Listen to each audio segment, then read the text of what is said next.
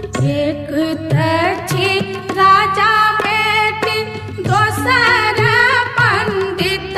पुतहु, दोसर पंडित पुतहु, हमरा से होतै